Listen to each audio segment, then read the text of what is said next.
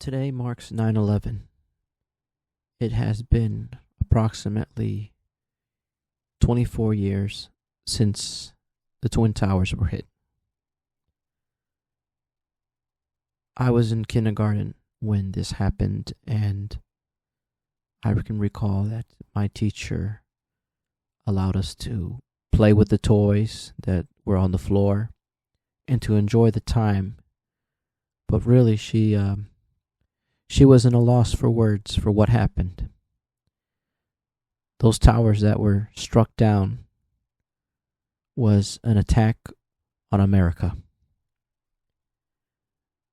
This attack came as a surprise to everybody because nobody thought that America would be attacked by a foreign nation, especially on our own country land. Now, Pearl Harbor is different. Pearl Harbor is an isolated place, isolated island in Hawaii. Nonetheless, it was horrible. But what happened in 9/11 was terrible because there was no way to fight it. People were trapped in two burning towers. Many lives were lost. Several people ended up jumping off the building to escape the horrible flames. Some people died instantly, and some died when the towers collapsed. 9/11 marks a day that will go in infamy, when our democracy was attacked.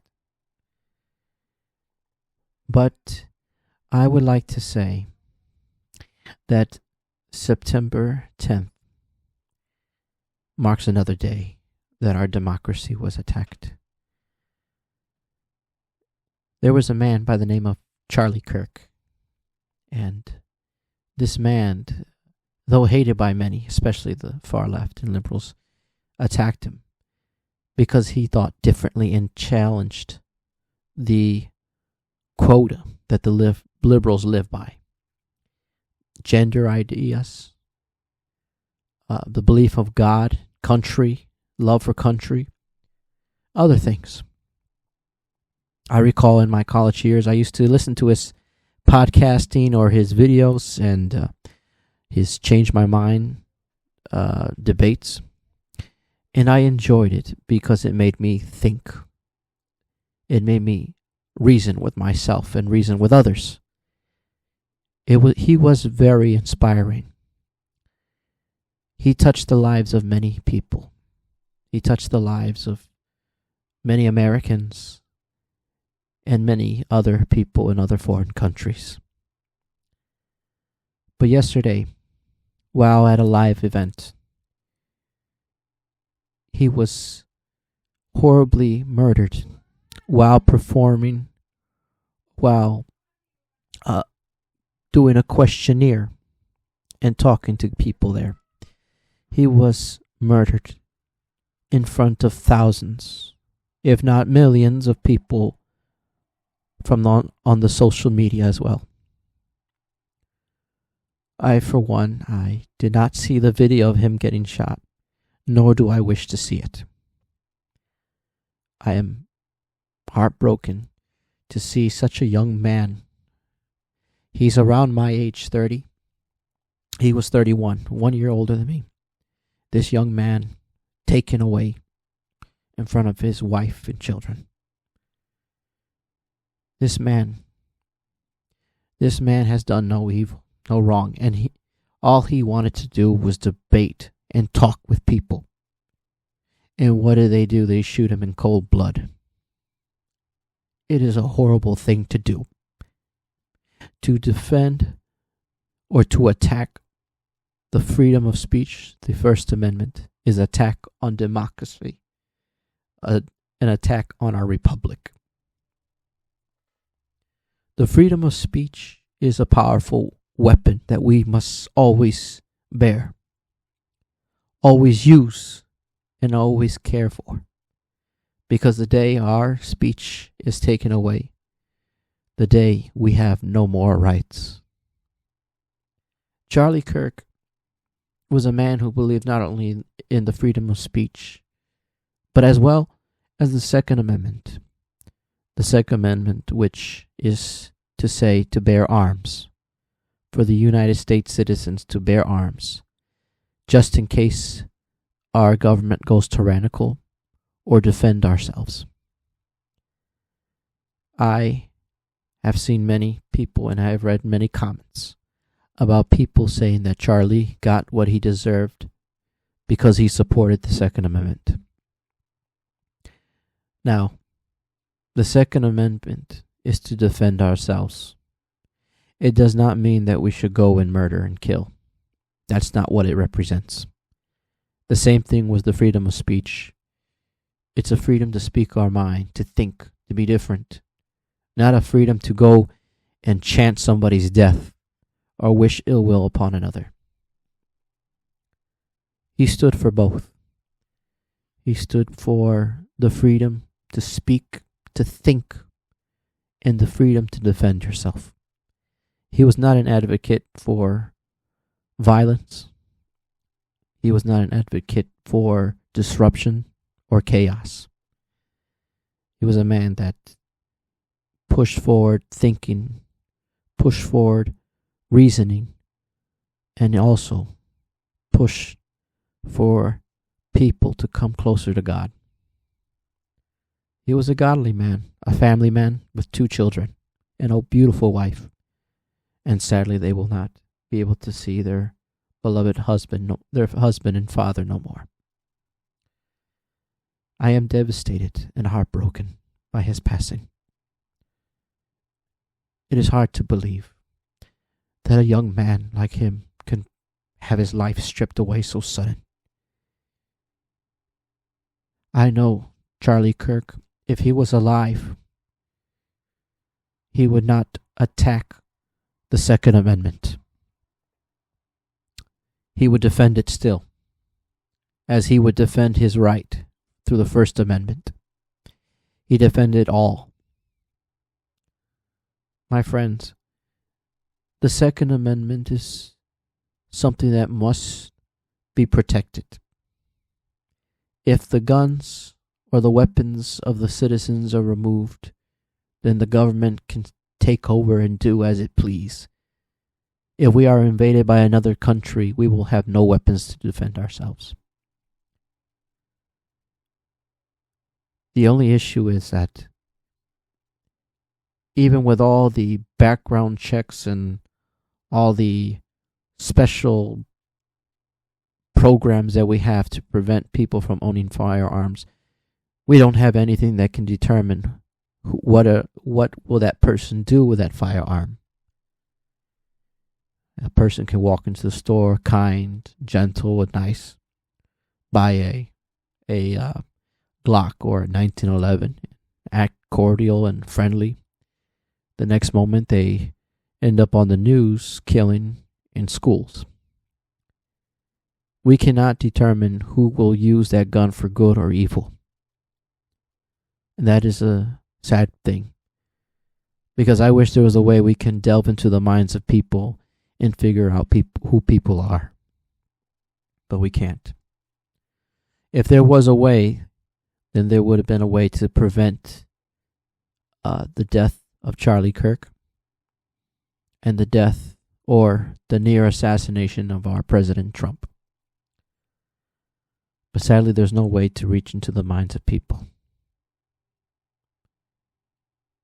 Even so, we must continue to defend the Second Amendment. It is our God-given right to defend ourselves. If we take away that right,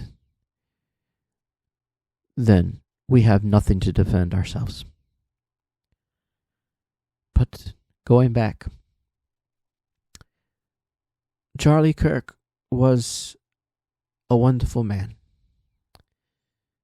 and he touched many people.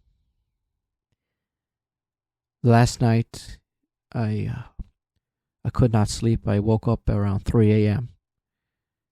and I was devastated and crying. It is hard to believe that he's gone.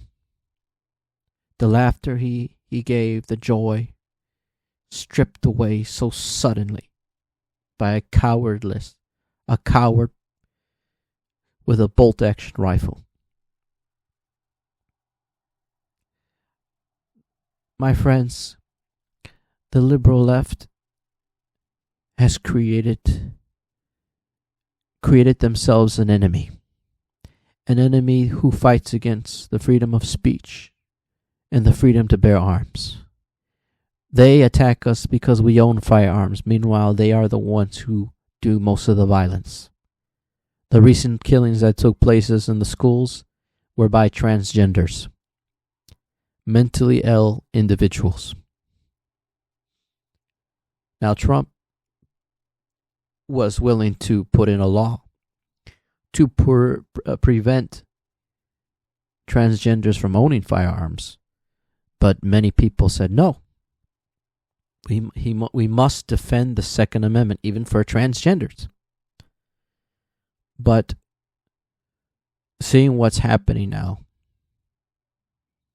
that idea might conflict in the future. But anyway, the left will find any way to do harm, to hurt anybody who disagrees with them. Now, I have been an adamant Trump supporter since he ran for office in 2016. Or, yes, 2016. No, or maybe it was 2018. But the first time he ran. And I supported him throughout. And I know his ideas might be a little strange sometimes, but the man had a good heart and wanted to help people genuinely.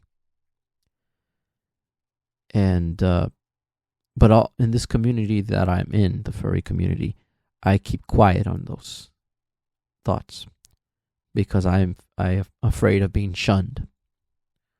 I'm afraid of being mocked and ridiculed. Before I try to get involved with politics, but it ended up I just ended up not going further with it because politics can be a nasty thing.